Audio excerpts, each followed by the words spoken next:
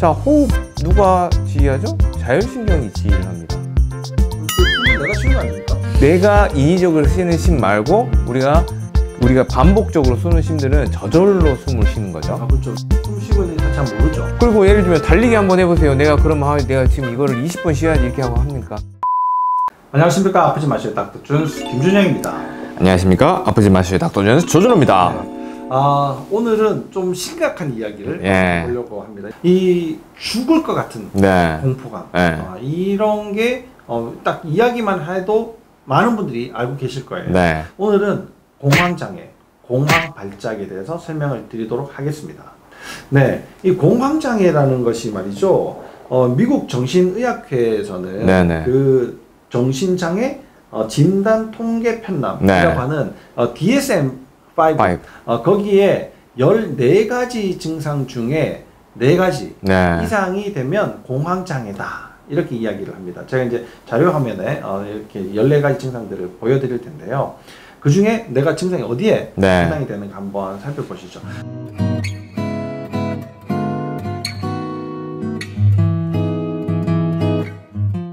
근데 그 중에서도 가장 대표적인 증상들을 이제 몇 가지를 살펴보면요.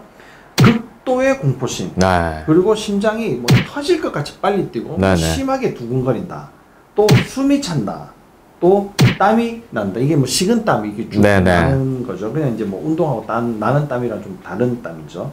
그 다음에 죽을 것 같은 불안감. 이 5가지가 이제 아주 좀 대표적인 증상이다, 이렇게 이제 볼 수 있는데요. 이 이제 공황장애를 왜 이렇게 이제 정신과가 아닌 뭐 좀 우리가 이제 얘기를 하고 있냐에 대해서 설명 좀 드리자면, 이 공황장애가 최근에 굉장히 급속하게 많이 늘어나고 있어요. 이 10년 전만 하더라도 한 8만 명 정도가 이제 진단을 받고 치료를 했었는데요. 지금은 거의 20만 명의 연간 20만 5천 명 정도가 이제 진단을 받고 치료를 하고 있다고 합니다. 그러니까 죽을 것 같은 공포감 느끼는 사람이 대한민국에 너무 많은 거예요. 근데 누가 도대체 이런 많이 느끼냐를 봤더니 40대가 1등입니다. 40대가 거의 뭐 4만 7천 명에 해당이 되고요. 50대가 한 3만 8천 명, 한 1만 명 정도 이렇게 차이가 나는 거죠. 그러니까 연간 새로운 환자들이 그렇게 이제 많이 생기고 있다는 거예요. 근데 40대, 50대 어떻습니까?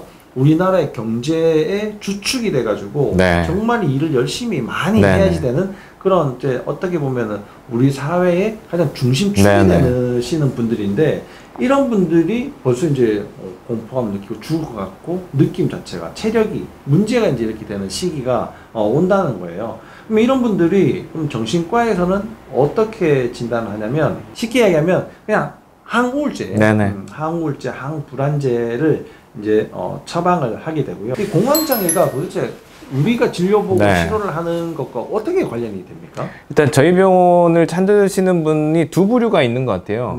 첫 번째 부류는 똑같은 증상으로 찾아옵니다. 숨 쉬기가 힘들고 뭐 죽을 것 같아요, 심장이 너무 두근거려요, 뭐 식은땀이 많이 나요. 근데 거기에 증상이 더 붙어 있죠. 소화가 안 돼요, 생리가 문제가 있어요, 잠도 못 자고 피곤해요. 증상이 똑같습니다. 그래서 이런 것들 때문에 오신 분이 있고, 두 번째는 공황장애 진단을 받았는데 약을 먹어도 효과가 좀 떨어지거나 약을 저번에는 한 알 줬는데 지금은 3알이 늘었어요. 이거는 계속 늘어가면 어떻게 하죠? 그럼 약이 없을 때는 어떤 일이 생길지 불안하기도 하실 거 아니에요?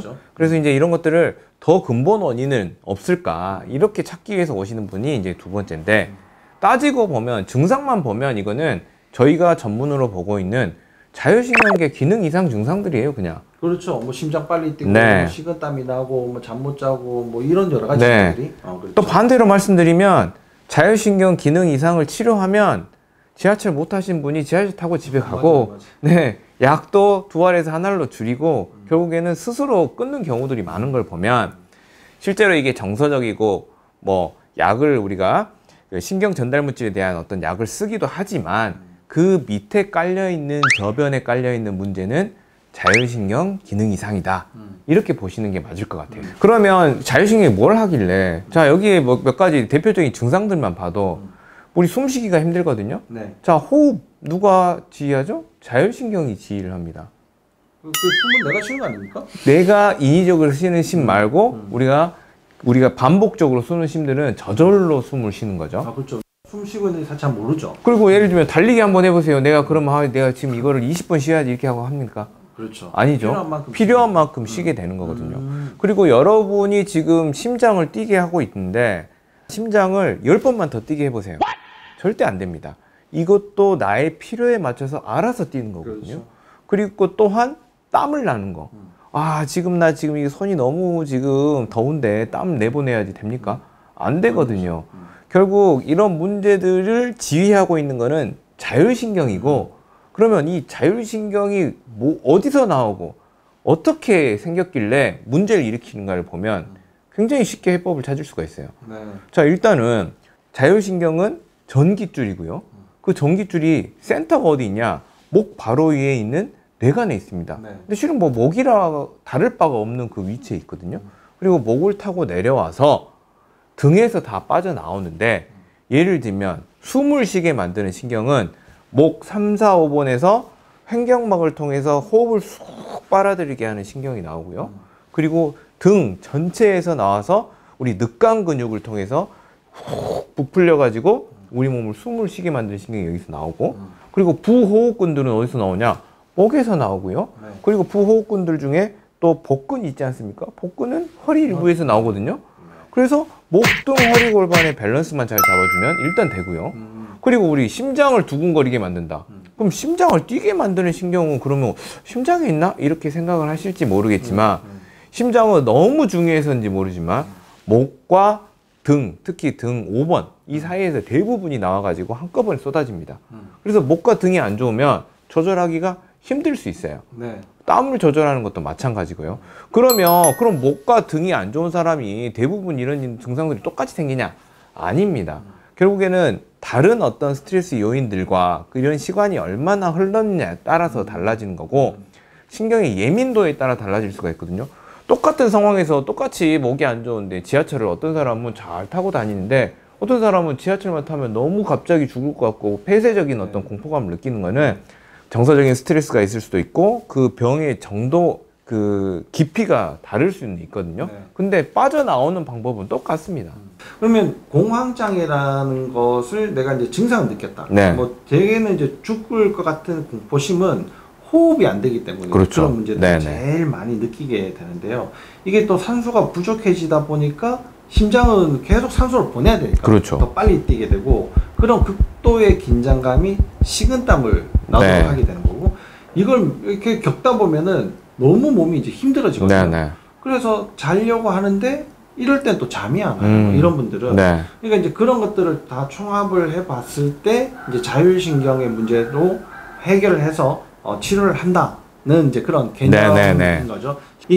그러면 공황장애라는 것이 아까 말씀드렸다시피 40대가 제 1등, 근데 50대가 2등 뭐 이렇게 이제 했었는데, 사실 이제 뭐 나이가 많아지면 많아질수록 적어지고요, 나이가 적으면 적을수록 적어요.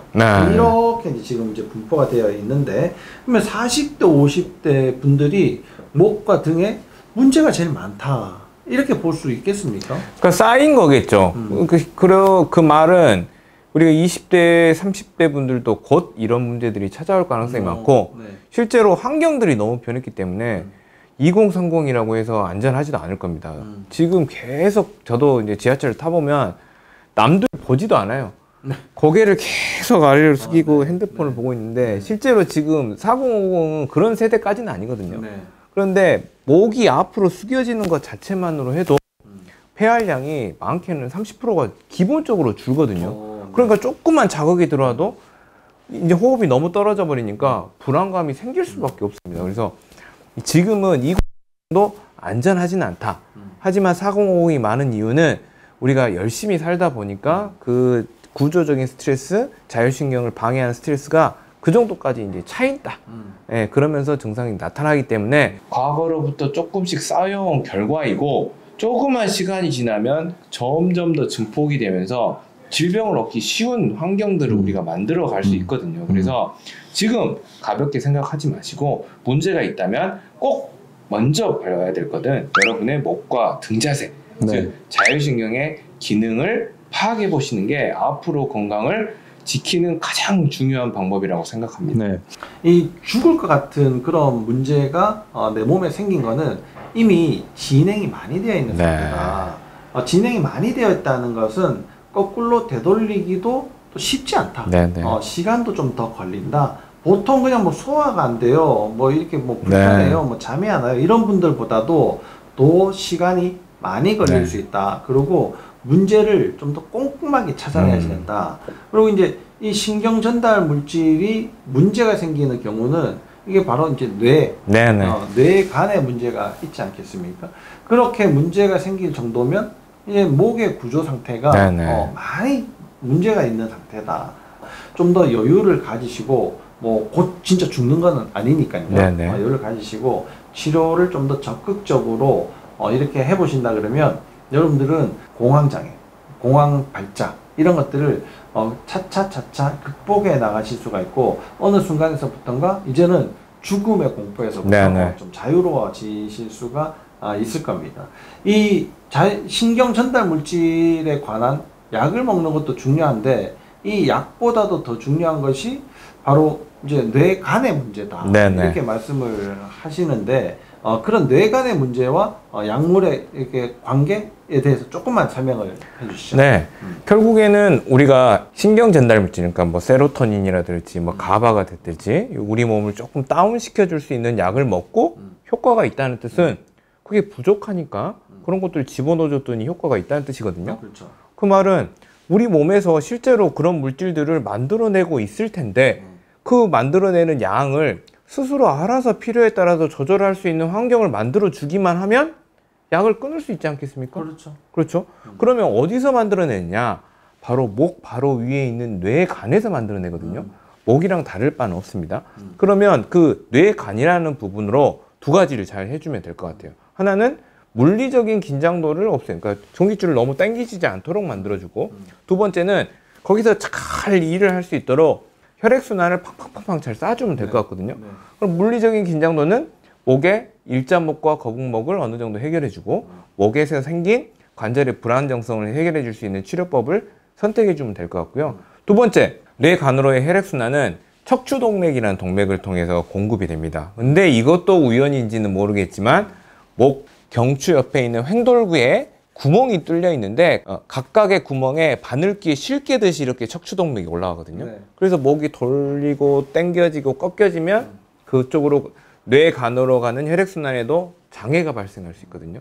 똑같은 의미로 목을 안정화시켜주고 목의 모양을 C자 형태로 가깝게 가져갈 수 있도록 해준다면 뇌간으로 혈액순환도 좋아지고 안정성이 생기니까 필요하면은 가바랑 세로토닌을 알아서 만들어내고 필요 없으면 줄일 것이고, 그렇게 되면 약을 줄이기도 하고 아니면 운이 좋다면 약도 끊고 약 없이도 여행도 다닐 수도 있고 이렇게 될 수 있다고. 첫 시작은 좀 심각하게 죽을지도 모르겠어요 뭐 이렇게 이제 이야기를 했지만 사실 이게 좋아질 수 있다는 희망이 여러분들에게 지금 이 영상을 통해서 전달이 됐으면 참 좋을 것 같습니다. 이 이제 점점 더 이렇게 극심한 공포를 느끼는 사람들이 많이 늘어나게 되면 이게 사회 전반적인 분위기 자체도 굉장히 좋지 않게 되고, 그 사회에서 살아가는 나도 지금은 잘 살고 있지만 거기에 휩쓸려서 또 똑같이 문제가 생길 수가 있기 때문에 지금 주변에 불편을 느끼시는 분들을 이렇게 좋은 방향으로 또 이런 영상들을 전달해 주시는 것만으로도 내가 사회를 건전하게 만드는 또 기여를 하실 수 있다, 이렇게 좋게 생각을 해주시면 감사할 것 같습니다. 그래서 이런 영상들이 많은 분들에게, 지금 고통받는 분들에게 도움이 됐으면 좋겠고, 이런 영상들이 많은 분들에게 도움이 될 수 있도록 여러분들이 오늘도 좋아요, 구독 꾹 눌러주세요.